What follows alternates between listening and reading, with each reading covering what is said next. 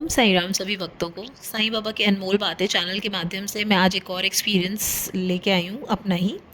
तो मैं वो शेयर कर रही हूँ। ये एक्सपीरियंस 2 साल पुराना है। तो उन दिनों मैंने मुझे सुनीता दीदी ने ऐसे सजेशन दिया था। कुछ चल रहा था मेरी लाइफ में और इच्छा भी कोई थी मन में कि हो जाए। तो उन्होंने कहा था कि 9 दिन 9 बार साईं कष्ट निवारण मंत्र करो। तो मैंने वो स्टार्ट कर दिया था करना। तो मेरा 6 डेज़ तो मैं उन दिनों फिर जब ये मैं मेरा चल ही रहा था, मैंने संकल्प लिया था इसका कष्ट निवारण मंत्र का। तो मैं अपनी सिस्टर के यहाँ गई थी घूमने के लिए अपनी डॉटर के साथ। तो हुआ क्या, 6th डे मैंने 6 डे तक कर लिया था। इन 7th डे ही मैं इनफैक्ट आपको बताऊं तो कंप्लीट भी नहीं कर पाई। मतलब 7th डे आया एंड मेरे दिमाग से निकल गया जो भी होगा कि मैंने सोचा होगा रात में करें। उसी दिन के ये इंसिडेंट मैं आपको बताती हूँ। तो मैं मॉल गई अपनी छोटी डॉटर के साथ। तो जब हम मॉल गए तो जैसे जनरली क्या होता है, मैं कैश ज़्यादा कैरी नहीं करती हूँ अपने पर्स में। या तो मैं अगर कार्ड ले जा रही हूँ तो कार्ड इन हार्डली पैसे ना, ज़्यादा पैसे नहीं, या ऑनलाइन ही पे करती हूँ तो कम ही होते हैं पैसे। बट उस दिन पता नहीं मेरे को क्या सूझा कि 12,000 कैश डाला। मेरे दो दो कार्ड्स थे, एक क्रेडिट था एक डेबिट था। मतलब थोड़ा कन्फ्यूजन है, या क्योंकि थोड़ी पुरानी बात होगी, या दोनों क्रेडिट कार्ड्स होंगे। और मेरी डॉटर का फ़ोन था, आईफोन, वो भी मैं ले गई थी पता नहीं क्यों मेरे पर्स में। और मेरा फ़ोन। और हम मॉल गए तो उसके बाद ऐसे कपड़े वपड़े देखने थे। तो मेरी डॉटर बोली मेरे को मम्मा भूख लगी है, पिज़्ज़ा खाना है। तो मैंने बोला कि तू जाओ और फूड कोर्ट में होता है, मैं ग्राउंड फ्लोर में शॉपिंग करती। मैंने बोला कि मैं अपना जब तक का देख लेती हूँ, टाइम क्यों वेस्ट करें, तुम अपना जाओ और खा के आ जाना, मैं इधर मिल जाऊंगी तुमको इन स्टोर्स पे। ऐसा करके कुछ कहा मैंने एंड उसको पैसे दिए और वो चली गई। एंड मैं स्टोर में गई कपड़े ट्राई करने। मैंने अपना ट्रायल रूम में जैसे पर्स आप हैंग करते हो, चेंज करते हो, तो मैंने हैंग किया एंड मैंने वहाँ पे कपड़े ट्राई किए। मुझे कुछ समझ नहीं आए। वैसे जनरली आदत है मेरी, नहीं भी समझ आए तो मैं जो कपड़े ट्राई करती हूँ वापस बाहर दे देती हूँ उनको। बट उस दिन मैंने पता नहीं क्यों नहीं उठाए और मैं निकल आई उस स्टोर से। आगे सेकंड स्टोर में गई, नहीं समझ आया। थर्ड में नहीं गई, समझ नहीं आया। फोर्थ स्टोर में जाके मुझे पसंद आया ड्रेस। अब जब मेरे को पसंद आया ड्रेस तो कैसा था कि अ, मैंने ड्रेस ट्राई किया और अच्छा लगा मुझे। फिर मैंने सोचा यार ले ही लेती हूँ, तो बहुत बढ़िया लग रहा है। फिर एक मन में एक थॉट है, नहीं नहीं मैं अपनी बेटी को दिखाती हूँ, तो थोड़ा सा श्योरिटी हो जाती है कि उसको दिखाती हूँ कि कैसा लग रहा है, तो मैं लूँगी। एंड मैं उस स्टोर से भी निकल गई। अब जैसे ही मैं निकली मेरी डॉटर उतर के आ गई। उसने पिज़्ज़ा एक्चुअली खाया ही नहीं और वो आ गई, बोलती मम्मा मैंने सोचा पिज़्ज़ा ले आते हैं, नीचे ही आके खाएंगे। तो ठीक है। एंड मैंने कहा ठीक है चलो। एंड उसको अचानक से प्यास लगी।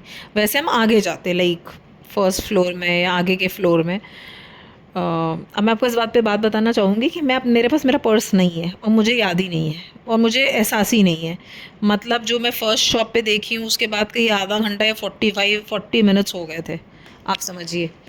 अभी तक मेरे को रियलाइज़ ही नहीं हुआ था मेरे हाथ में पर्स नहीं है। और हाँ, मेरे पास ना 2 कैरी बैग थे शायद, क्योंकि मैंने कुछ शॉपिंग की थी। तो मेरे पास 2 कैरी बैग्स हैं मेरे हाथों में, 2 की 3 कैरी बैग्स थे। बट मेरे हाथ में पर्स नहीं। पर्स आप मैं हैंग करती हूँ, हाथ में नहीं लेती। बट मेरे को ये रियलाइज़ ही नहीं था। ठीक है, मेरी डॉटर आ गई। ये तो उसने पिज़्ज़ा खाया नहीं तो आ गई। उसने बोला मम्मा प्यास लगी है, तो मैंने कहा चलो। एंड हम आगे जा रहे थे, उसने पानी की ज़िद की, तो मैंने कहा चलो इस तरफ होगा पानी। तो हम वापस मैं उधर जाने लगी जहाँ से मैं जो शॉप्स घूम के आ चुकी हूँ। हम जाने लग गए। तो वो जो पहली शॉप थी, तो मतलब उसने मुझे अचानक से कहा कि मम्मी आपको कोई बुला रहा है। तो मैंने बोला यहाँ कौन मॉल में बुलाएगा। कहती नहीं, स्टोर के बाहर एक बंदा है, पर्सन, वो आपको इशारे कर रहा है। तो मैंने वैसे टर्न करके देखा। तो जैसे ही मैंने देखा तो मैंने उसको देखा तो उसने इशारा किया कि आपका सामान कुछ मिसिंग है। बोला कि आपका कोई सामान मिसिंग है। तो मैं अपने हाथ दोनों चेक कर रही हूँ कि यार 1 बैग है, 2 बैग है, 3 बैग है, हाँ ठीक है ये है। तो भी ना, नहीं कहते कि देखिए नहीं कुछ मिसिंग है। तो मैंने बोला नहीं सब है। एंड अचानक से मेरा ध्यान गया कि मेरा पर्स ही नहीं है मेरे पास। Oh my god. एंड मैंने बोला पर्स नहीं है। कहता आइए। एंड वो मुझे ले के चला ट्रायल रूम में, वहीं मेरा पर्स लटका हुआ है ना। एंड कहता देखिए चेक कर लीजिए। अब मैंने चेक किया, कैश भी था, कार्ड भी थे, फ़ोन भी था। मतलब 2 फ़ोन ना। एंड एक्चुअली आजकल तो आप जानते हो फ़ोन से कैसे सब आपका यूपीआई होता है, सारा बैंक ट्रांजैक्शन भी आप करते हो, तो मतलब कितना रिस्की है। एंड वो भी अगर आपको एक होता है आपको टाइम से याद आ जाए तो चलो आप अपने कार्ड्स ब्लॉक कर लो, बट आपका फ़ोन भी आपके पास नहीं है। अगर आप सोचो ना, ये तो मतलब मैं ऑलमोस्ट 40 मिनट्स हो गए थे, मुझे याद है, शायद ज़्यादा भी हो सकते हैं। एंड मैंने रियलाइज़ ही नहीं किया था मेरे पास मेरा पर्स नहीं है। मतलब अगर उस स्टोर में मेरे को ड्रेस अच्छा भी लगा था एंड मैं अगर सोचती भी लेने का, तो भी मुझे याद आ जाता कि अरे पेमेंट के लिए पर्स कार्ड चाहिए या कैश चाहिए या फ़ोन से करोगे, कुछ भी नहीं है।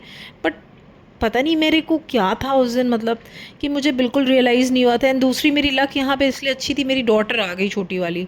एंड अगर वो नहीं आती तो मैं आगे जाके और स्टोर्स में घूमती, मेरे को रियलाइज़ ही नहीं होता कि मैंने अपना पर्स कहाँ छोड़ा है। वो आ गई और उसको प्यास लगी एंड हमने वे चेंज कर दिया, नहीं हम आगे चले जाते, इतना टाइम हो जाता। एंड दूसरा यहाँ पे ये था कि वो बंदा बहुत ऑनेस्ट था, चाहता तो वो ले लेता, मैं आ जाती तो वो कुछ भी कह सकता था। या वो अगर ध्यान नहीं देता, ट्रायल रूम में पर्स है और कोई कस्टमर उसकी स्टोर पे दैट मीन्स नहीं आया, तो उसने क्योंकि एज इट इज़ वहीं रखा था, उठाया तक नहीं।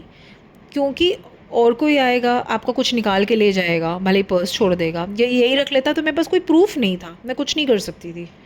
मतलब मैं कैसे करती, लाइक वो सोच के भी मतलब मेरे रोंगटे खड़े होते हैं जब मैंने उसको लाइक थैंक यू बोला बहुत। एंड मतलब यहाँ पे तो दोनों मतलब भगवान की मेहरबान मतलब अब पे कृपा थी कि मेरी बेटी के थ्रू ऐसा हुआ कि वो पिज़्ज़ा ना खा के नीचे आ गई और उसने उसको प्यास लगी तो हमारा वे चेंज हुआ।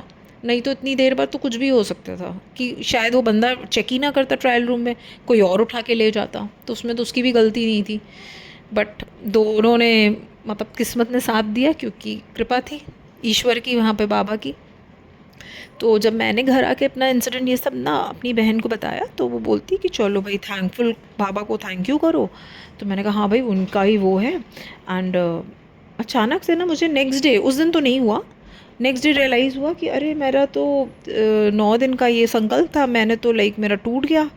तो मेरी बहन बोलती है अरे छोड़ दो, इतना मत वहम करो, कुछ नहीं होता। मैंने कहा यार मेरे को वहम हो रहा है कि मेरी बात नहीं पूरी होगी क्या, या क्या हो गया। लेकिन मैंने एक चीज़ रियलाइज़ की कि वो बात तो मेरी कुछ और थी जो मैं चाह रही थी होए, एंड ये बीच में ब्रेक हो गया, मैं फिर से स्टार्ट करती, वो एक चीज़ अलग थी। बट जो ये मेरे पास कष्ट आया था वो टल गया करके।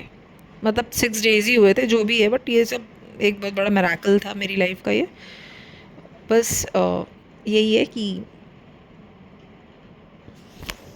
बस यही है कि बाबा ने मेरे साथ इतना बड़ा चमत्कार किया और मैं बहुत उनके लिए उनके ग्रेटफुल हूँ उनके लिए। ओम साई राम, जय साई राम।